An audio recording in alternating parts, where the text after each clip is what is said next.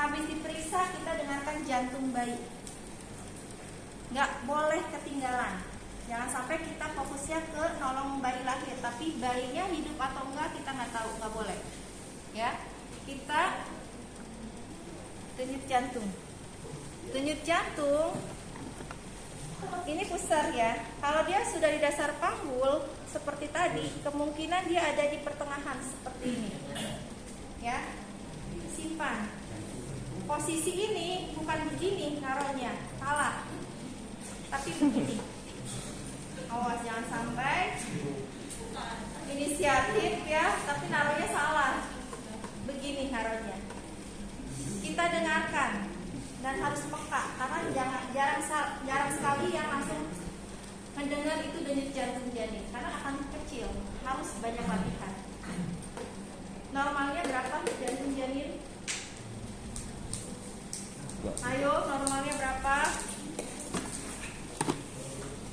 Normalnya berapa jantung janin?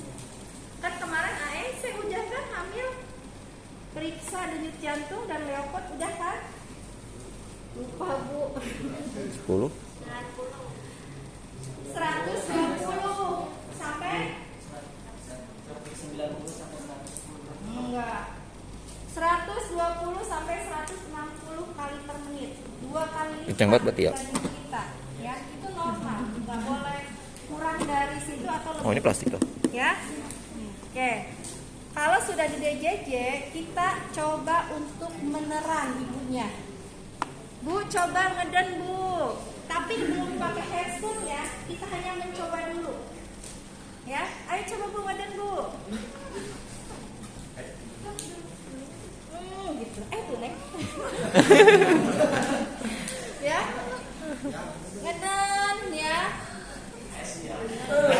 Pada saat ada mules, kepala pasti akan maju seperti ini. Ya, tapi ini butuh waktu sampai sejam, Neng. Sejam ngeden. Ya. Buat latihan Jadi hari kan. proses kepala begini tuh nggak cepet, lama. Nah, ini pertaruhan nyawa itu di sini, ya. Kuat tiganya ibu di sini. Makanya sekarang enak ada sesar. Metodenya ERAX, nggak sakit. Tapi itu luar biasa, harusnya jangan ya. Harus mencoba dulu proses normal seperti ini baru oh iya sakitnya luar biasa. Tapi iya sesar juga sakit ya. Terus kita kalau ada mules maju, tapi pada saat ada mules dia masuk lagi, jangan paksakan pasien untuk ngeden, nggak boleh. Nanti lama bersalinnya. Gimana Bu? Suruh miring aja dia. Tarik napas, lawan kalau dia pengen BAB. Pengen mengeden kayak BAB, miring. Ibu lawan Bu, tarik nafas, pengen ngeden ya udah silakan ngeden, tapi ibu miring aja, nggak boleh terlalu maksa. Karena bayinya belum tepat di dasar panggul, masih maju mundur, ya. Tapi pada saat ngeden, ayo Bu ngeden. Terus, tapi nggak mules Bu, tetap seperti ini, nggak masuk lagi. Dan sampai 5-6 cm kita siap-siap sebagai penolong. Tarik nafas ya Bu, ini sudah ngeganjel banget ya. Karena kepalanya sudah seperti ini. Proning disebutnya ya. Nih. Kalau sudah seperti ini pasang. Lihat. Makanya siap pakai kan, jadi saya nggak nyari-nyari lagi. Ambil anduk. Langsung ambil ya, ambil kainnya untuk dialas di bawah, lipat segitiga. Kan kalian nanti juga perlu ngebantuin kan kalau di ruangan PK. Nih seperti ini, siapkan. Ibu angkat Bu pantatnya Bu, ayo Bu, kita bentar lagi mau selesai nih, mau lahir ya. Oke. Nih. Sisakan segini. Ya. Oke, terus bengkok dekatkan. Yang belum kepake buka baru. ya. Dekatkan bak kosong untuk plasenta, ya anak ini. Kita harus pakai APD lengkap.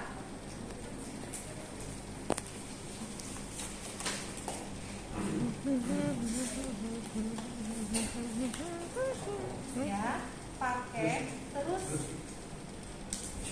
minimal pakai sendal yang ada penutup depan. Kalau nggak ada pakai sepatu dulu. Ya, bayi boleh. Ya. Atau ini. Ya. Jangan bukan hanya ke sawah pakai ini, ya. Kalau lahiran harus wajib tertutup, beneran, ya. Ini dipakai semua. Supaya apa? Badan kita tidak ada yang terkena cairan dari ibu. Karena sekarang yang bersalin itu banyak yang hepatitis, banyak yang HIV/AIDS. Pada saat kita ada luka, cairan yang ke kita akan terkena. Jadi meminimalisir, kita jaga patient safety-nya juga dijaga, buat kitanya juga dijaga. Pakai ini juga. Bayangkan kalau lahiran. Normalnya ya, tapi emang semuanya dipakai. Ada juga yang enggak. Ya, tapi wajibnya ini sama ini. Penutup kepala. Ya. Sudah, kita ambil handphone. Ibu tarik nafas dulu, nggak mungkin kalau nolong lahiran diem. Pasti mulut ngomong terus ya. Saya nggak hujan jadi nggak perlu buka sampai atas ya. Kecuali benar-benar ada yang lahiran baru saya buka lengan saya sampai atas.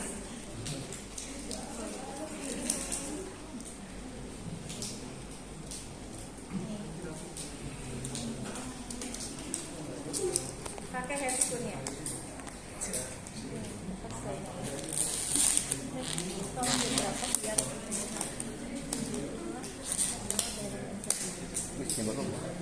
Tangan lihat. Jadi yang nolong lahiran itu harus kuat tenaganya. Ya. Harus kuat. Begini. Nggak kelihatan. Lihat, sikunya begini. Ya. Ini begini. Jadi kaki kita itu nahan. Kalau kita nggak kuat, dia bisa refleks keluar.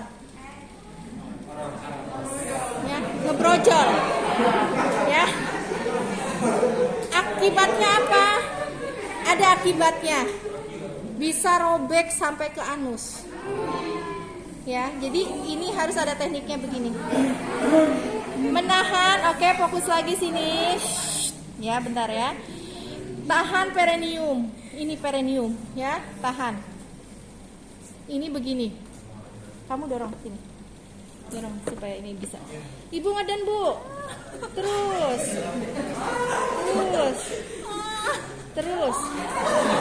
Ayo. Nah, cukup. Stop. Sampai lahir, sampai dagu dan leher. Ya. Selamat, anak pertama. Oke, lanjut ya. Oke. Tangan tidak boleh dilepas kalau dagunya belum lahir, yang bawah. Ya. Terus posisikan tangan kanan, periksa lilitan tali pusat. Ya. Kenapa? Pada saat dia beberapa detik, dia akan otomatis begini muter. Menyesuaikan. Jadi saya buat dulu ya. Supaya kalian tahu. Nih. Kepala itu kan begini. Ya. Yang teraba itu normalnya ubun-ubun kecil. Belakang kepala, dia menunduk. Bukan ini. Ya. Sementara di dalam itu seperti ini. Ya. Badannya miring, tapi kepalanya menunduk. Pada saat dia udah lahir begini, ya, harus segera dicek lilitan tali pusat. Kalau tidak, dia otomatis akan begini. Jadi sejajar. Di dalam itu, di dasar panggul mau ke alat kemaluan, lubang vagina, posisinya begini kepala, tidak sejajar dengan badan. Itu memang secara alamiahnya. Ya, pada saat dia begini butuh hitungan detik, makanya segera cek lilitan tali pusat ada enggak. Kalau ada kita nggak cek, dia akan begini dan terlilit. Akhirnya meninggal bayi. Ya, jadi pada saat begini sebelum dia putaran paksi luar memutar, segera kita cek. Ya, jadi dia otomatis akan sejajar karena di dalam itu dia begini melilit. Badan dengan kepala tidak sejajar. Masukin diri. Ya. Kalau sudah begini, nah, ya, dia akan begini, ya. Kita simpan lengan, tangan kanan dan kiri di os parietal. Pegang untuk melahirkan bahu atas dan bawah. Ya. Arahkan ke bawah. Bahu lahir ke atas, bawah lahir. Baru kita posisi begini. Disanggah. Ya, ini namanya teknik sanggah dan susur. Menyusuri sampai lahir semua. Ya. Terus kita simpan di atas handuk. Nah, lahir semuanya, ya. Oke. Punya anak pertama. Oke. Ya. Lahir sambil dicek bayinya nangis, terus kulitnya merah enggak, ya. Tapi kalau ada salah satu tadi tidak menangis, kita langsung segera potong tali pusat, kasih oksigen. Ya. Tapi kalau dia aktif nangis, kita keringkan. Ya, sambil dirangsang supaya dia menangis kuat. Belakang. Terus langsung diganti.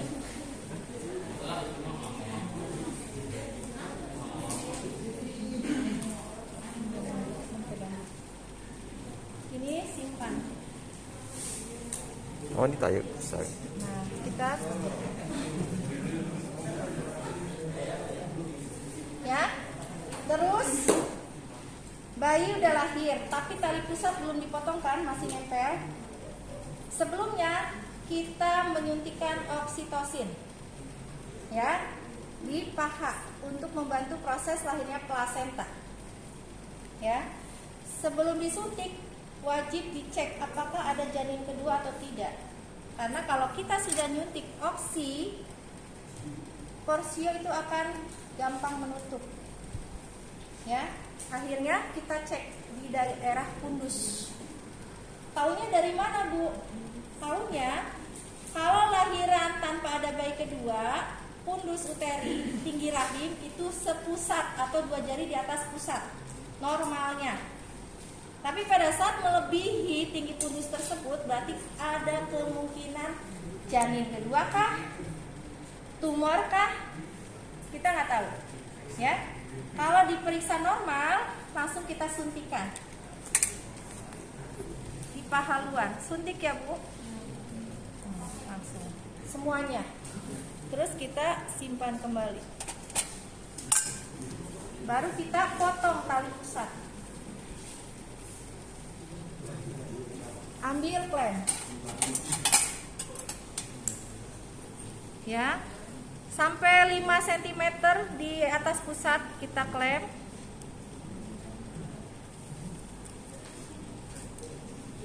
Oke. Klem 2, dari klem 1 ke klem 2, 3 cm ya. Pakai kasa supaya tidak kemana-mana pada saat kita gunting darahnya. Kita gunting pakai ini ya, anggap ini ya, kita lepas, kita gunting krek ya, bayi nggak akan ngerasa sakit ya karena dia sudah lepas itunya. Ini sudah terpisah ya, bisa disimpan di sini atau di selangkangan ibu. Simpan, kita ikat tali pusat. jangan dibuka klemnya kalau belum diikat. Kalau diikatnya belum kencang atau klem dibuka belum diikat, dia darah mancer nih. Karena ini masih aktif arterinya, ya. Jadi nggak boleh dibuka, diikat dulu 2 kali ke depan, ikat mati ya.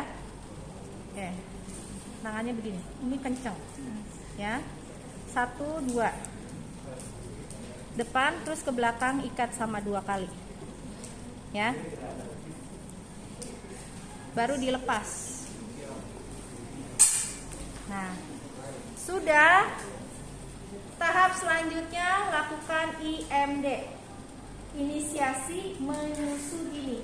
Biarkan bayinya sehat, suruh ada di dada ibu, ya, tanpa baju, cuma ditutup pakai ini, skin to skin, hampir 1 jam biarkan, supaya dia refleks nyari susu dan menyusu. Itu berarti bayinya sehat.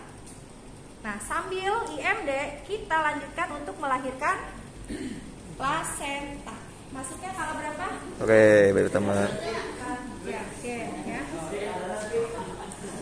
Oke, lihat.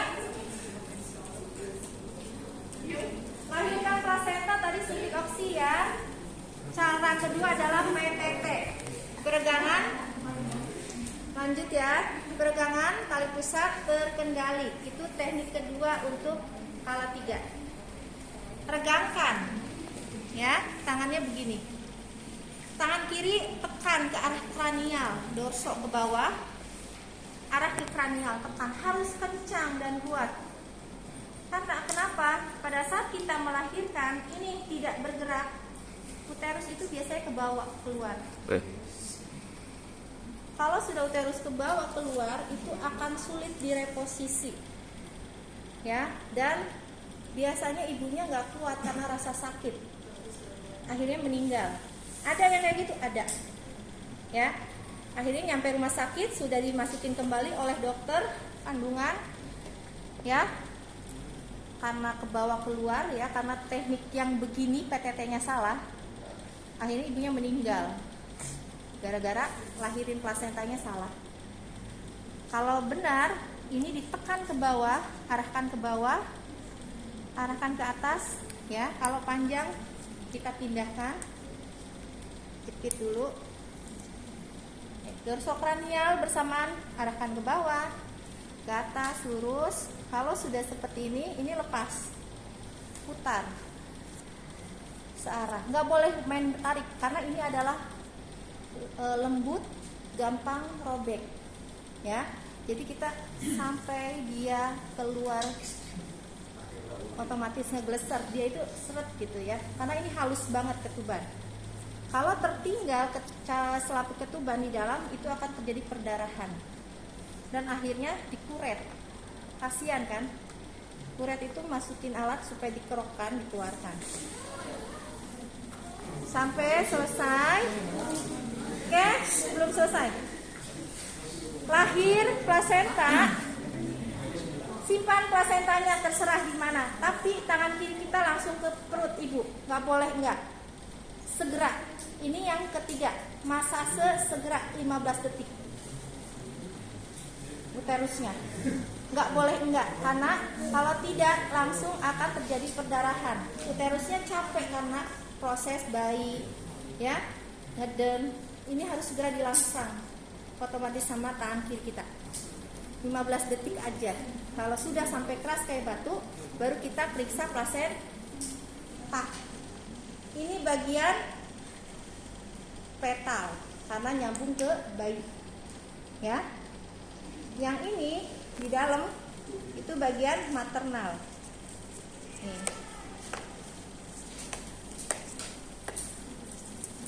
Mana ya? Oke, nih. Ini bagian maternal, nempel ke rahim. Isinya kotiledon. Ya.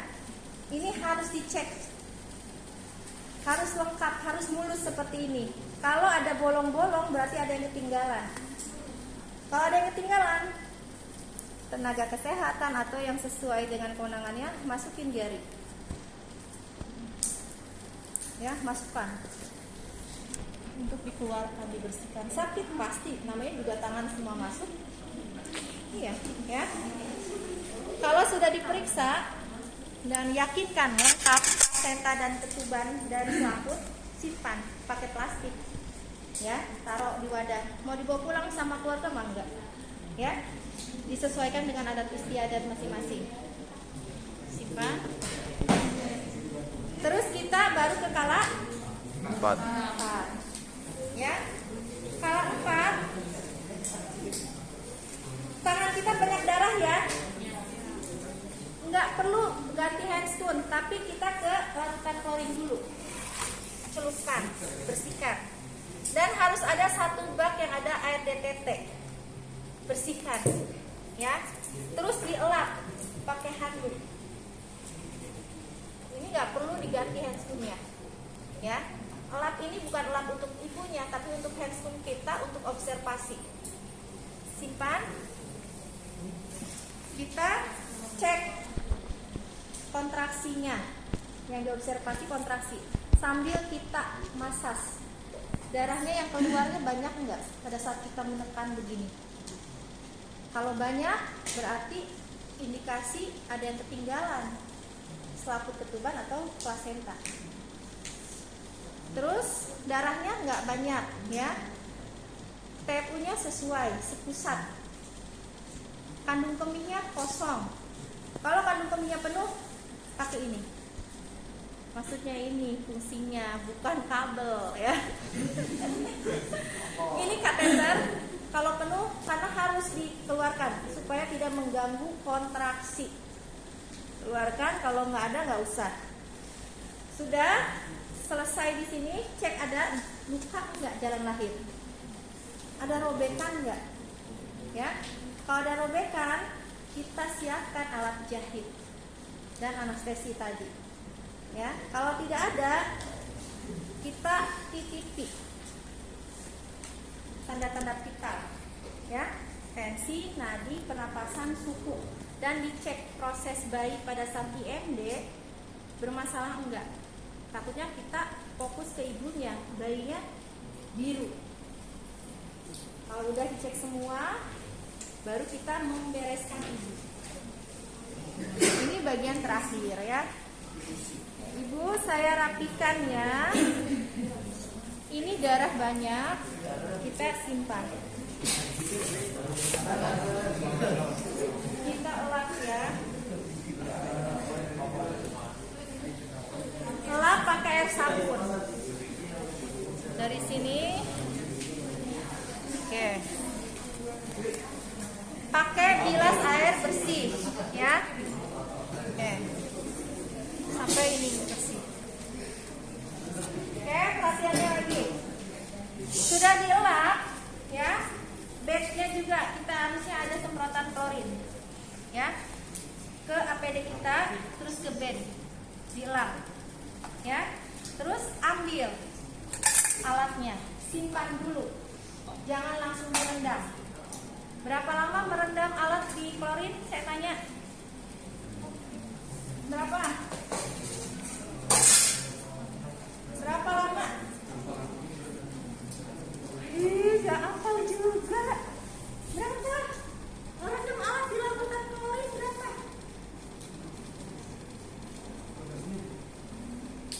Kurang? 15. 5 sampai 10 menit itu harus tahu. Karena kalau kelebihan alat-alat akan rusak. Ya. Jadi jangan dulu direndam karena kita masih kesini dulu. Prosesnya ini lumayan. Kalau sudah dibersihkan, dipakaikan softpack. Ya. Karena darah pasti akan keluar terus ya. Oh, pakai seperti ini. Pakai kain.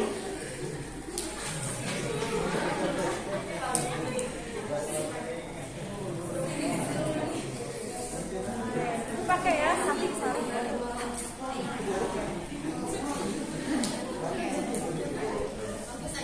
Nah, ini selesai. Pasiennya sudah rapi, sudah nggak banyak darah, dia nyaman, sedang pegang bayi.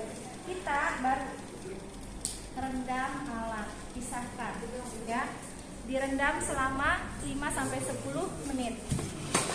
Rendam. Ini klem harus dibuka. Masukkan. Nih. Sepet ya. Masukkan dulu tabung spetnya sama air klorin. Ya, buang, isi lagi, simpan, tutup dulu. Kalau sudah 10 menit, buang ke tempat jarum. Nih, semua masukkan. Makanya baknya harus besar. Pak, dan sebelumnya.